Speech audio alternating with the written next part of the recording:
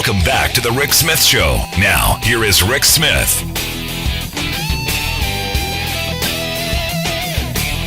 So the Supreme Court case that Texas was involved in shot down in flames. A thank you 7-2 decision by the folks in robes. But that's not going to stop Greg Abbott, the governor of Texas, from wasting more money.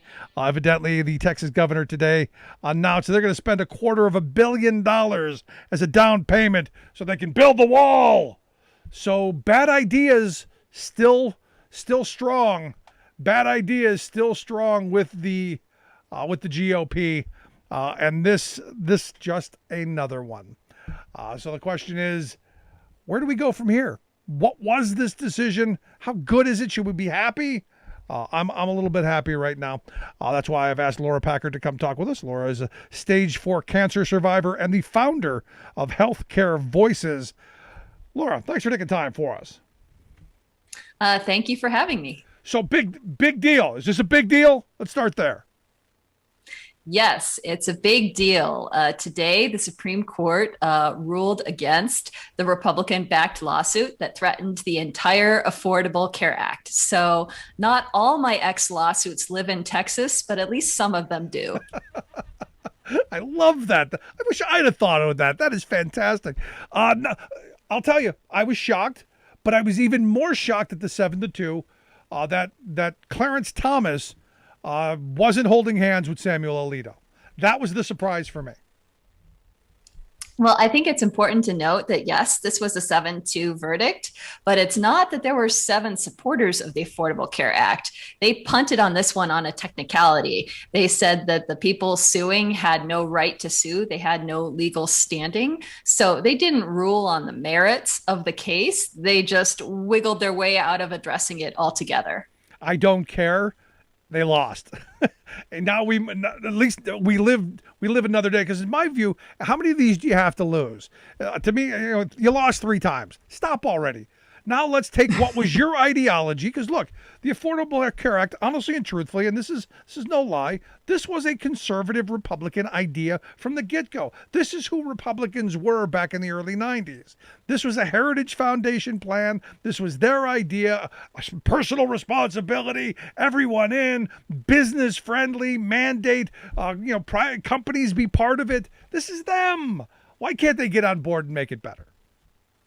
Well, one of the reasons why they're fighting so hard is because how the Affordable Care Act is paid for is taxes on the rich and corporations. So if they ever succeeded, they'd be giving their donors a big fat tax break. And that's why the Republicans are so determined to end the Affordable Care Act, even though it means taking away health care from their own constituents.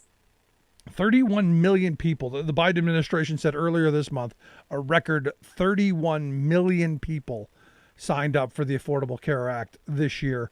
And I didn't see the kind of outreach that they did during the Obama years this year. I know Biden tried a little bit, but after 4 years of Trump doing literally nothing, that to me is extremely impressive. Yes, and actually, the Biden administration did spend more money. They are putting more effort into getting the word out. Although, as you know, they've only been in power since mid-January, but they've done a lot with the time that they have, and I think that's one of the reasons why we've seen over 1 million new signups in this special enrollment period. Now, for me, I'll be honest. There's some things about the ACA I'm not thrilled with. The high deductible plans have to come down. We've got to make it more affordable. We've got to make access better. There are a bunch of things in there that we need to do. But this is something where if we can now admit, you know what, stop with the scheming, stop with the plotting, stop with the ticking bombs, stop with all that, and let's make it better for everybody. Something we can do, and ultimately we can lower costs of healthcare by doing smart stuff. Absolutely. And I would wish that all these elected officials, regardless of their party, would work to help their constituents have health care. But it's turned into this partisan battle, even though it shouldn't have been. Republicans get sick, too. Yeah, I mean, I've always said I'm very lucky. And I've been very fortunate throughout all of my working life to have, there's the Cadillac plan, and then there's what I have. I have good Teamster union health insurance. When I had my hip replaced back a year and a half ago, it literally cost me $120 out of pocket, and that is it. $20 for the doctor visit, $80 for the hospital stay, and $20 for the physical therapy visit. That's it. I want that for everybody. I want that. That's what we should be striving for. Not these, everyone got to have skin in the game and high deductible, catastrophic plans. No, I want people to have real protection in the moments that they need it, so that they don't have to worry about going bankrupt. They don't have to worry about not taking their kids to the doctor because they can't afford it. We need people to get care, and we need it to be affordable, and we need it to not be able to not break the bank. Is that too much to ask? I agree with you. I mean, these high deductible plans are penny wise and pound foolish, because if somebody doesn't go to the doctor or they don't take their medicine because they can't afford it, it winds up costing everybody so much more in the end. So the savings that people have, the whole skin in the game idea just doesn't work. I mean, if you need to see a doctor, you should be able to see a doctor in the richest country in the world. Yep. Why can't we make that for everybody? No, I needed the hip replaced for 10 years. I held off 10 years. 10 years ago, they said, you should get this replaced. I'm like, no, I'll be fine. Literally, he said, yeah, you'll be back eventually. It took me 10 years to go back. It's not like people go rushing to the doctor to have procedures because, I like it. I mean, there might be one, but I don't think the mass of people, I think most people are like me, we'll hold off as long as we can. But when I needed it, I was grateful that it wasn't the end of my world. If I had a heart attack tomorrow, I'm not laying on the ground speed dialing looking for who's got the coupon for heart attacks this week. Exactly. I didn't go through 6 months of chemo for funsies. Yeah, and I can't tell you how many people I've met over the years who the ACA has literally saved their life. And I remember, within 6 months after the ACA passed, we were doing an event, and this couple came over and they said, we would have never gone to the doctor. And, we went to that visit and they found this lump, and that lump turned out to be cancerous and basically saved my husband's life, and only cost a couple $100 or a couple $1,000 to get done. And you go, this is what we should be doing more of. Exactly. And it's a matter of choices. We can choose to live in a country, in a system where billionaires put yachts inside yachts, or we can live in a country where everybody gets the healthcare they need. It's a matter of choice. So now where do we go? Now that this is, you say it's off on a technicality, maybe there's going to be another lawsuit. Maybe Texas has got unlimited resources to bring another one. I think they're going to keep going after the wall. Who knows? But where do you see this going from here? Do you see another challenge, or do you think that for now states are going to go, you know what, the Supreme Court, the Trump Supreme Court doesn't seem quite interested in undoing what Congress couldn't do? Do you see more coming? Do you see it finally dying down, and maybe we start talking about how to expand and make it better? Do you see that happening? Well, I would have thought that after there was a violent insurrection and attempt to overthrow our country, that some Republicans would maybe take a good look at their own party and figure out whether they believe in democracy and a future in America, or whether they believe in something else. But that is not the world we live in. Even despite a trail of destruction several years and hundreds of thousands of lives long, they just double down on it. So I don't think that this particular lawsuit will come back the way that it was dismissed by the Supreme Court without standing. But that doesn't mean they won't find something else, because as long as there are people in power that have turned this into a crusade, they'll keep going. They'll just find a different battlefield. Yeah, stupid me for thinking that, this might be it. This might be the epiphany of going, you know what, we lost. Baseball, there's that three strikes and you're out thing. Maybe this is the end. But you're right. I doubt they will stop. Now, from the other side, from folks who need the Affordable Care Act, what's the marching order going forward? Because I do want to make this better. I do want to make sure that we have options for people who need this.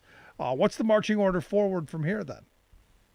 Well, President Biden's already done some great work with the American Rescue Plan, passing subsidies to make Affordable Care Act insurance more affordable for many more Americans. But that's only for 2 years. So, part of the American Families Plan, one of his infrastructure bills, is to make that help permanent. So, we need to pass that. And we also need to work on the costs of healthcare in general. I live in Colorado, and our state legislature just passed the Colorado option to have a more affordable health insurance option for Coloradans. And Nevada did something similar in their legislature. So we're seeing states start to tinker with the public option, and we need to keep working on the national level. Although, as you know, with only 50 votes in the Senate, it gets hard. Yeah. Do you think this is a moment where maybe we return to the idea of community hospitals? When I was a kid, the hospitals were owned by the people. We had community. I was born in a community hospital. Most of the hospitals I knew were nonprofits. They were funded by the taxpayer, by the local base.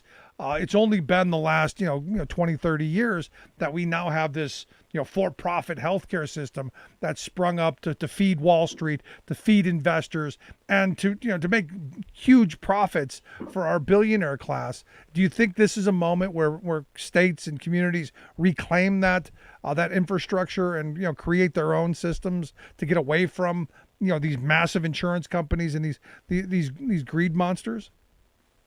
I would hope so. But just like with for-profit prisons, once somebody is making money off of you, they have a lot of money to pay politicians to ignore it. So we've seen the transition of non-profit health insurance companies into for-profit companies that then give their CEOs billions upon millions of billions of dollars.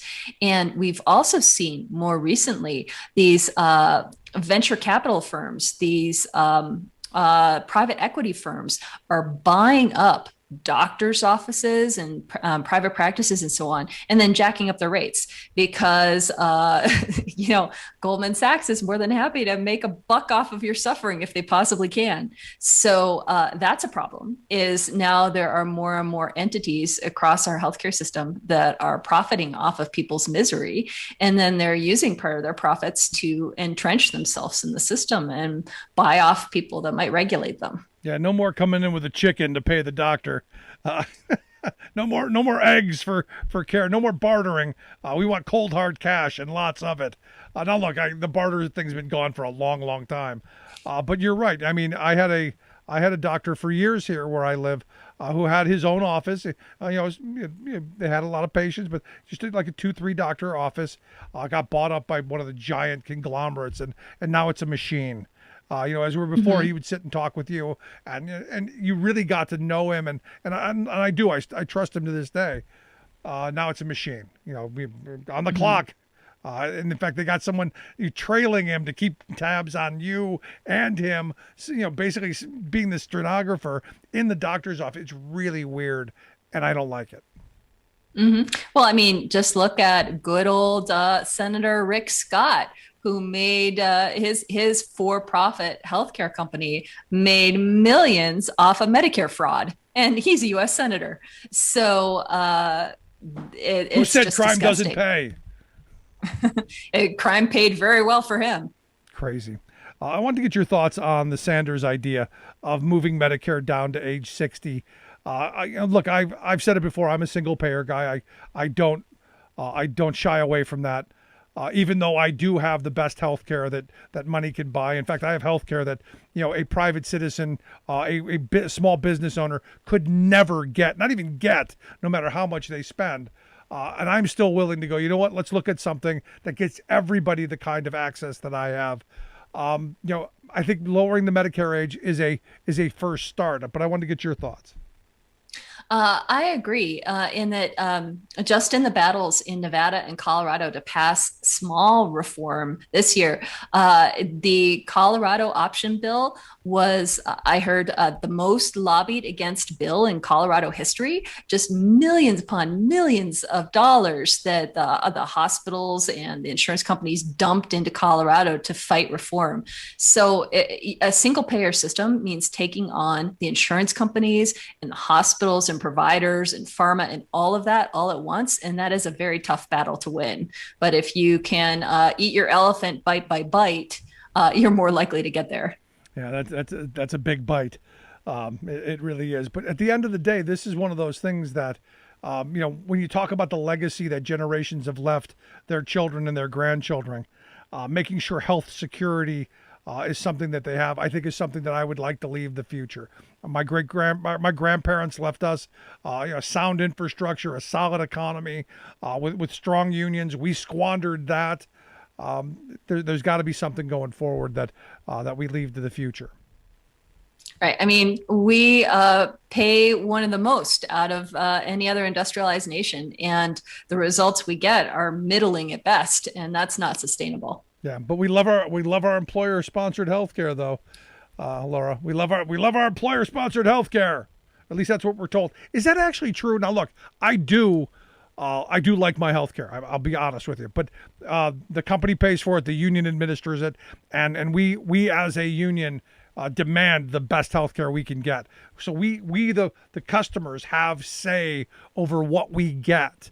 It's not like that everywhere else. But everybody I talk to in the private sector, they're like, yeah, the premiums are going up, the deductibles are going up, the co-insurance is going up. I'm going, but you pay a deductible, you pay a premium and a co-insurance. What the hell is that? And it's crazy what they've been able to get away with. Mm-hmm.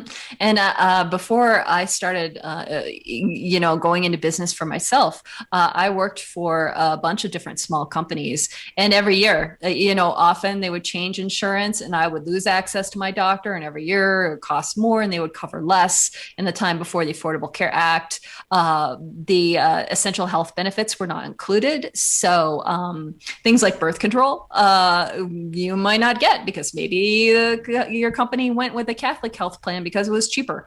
So all of the things that we may have taken for granted in the last few years under the Affordable Care Act were under threat. And it's unconscionable that Republicans would continue to wage this war against our healthcare. No, I'm right there with you. Laura, I appreciate the time. I appreciate the expertise. Today is a good day. Even though it was a technicality, still I'm going with the good day. Yes, today was a good day. Just don't assume that they're done because Wile E. Coyote never gives up. Yeah, well, there is truth right there. Laura, I appreciate the time. Thanks so much. Thank you. Good stuff, Laura Packard. Make sure to check out her website, laurapackard.com. We'll get links out on social media how you can do that. But like we said, it's a good day. It's a good day. Let's take a quick break. Right back after this. Stick around. You're listening to The Rick Smith Show. We're working people. Come to talk. Remembering that united we bargain, divided we beg. Rick Smith.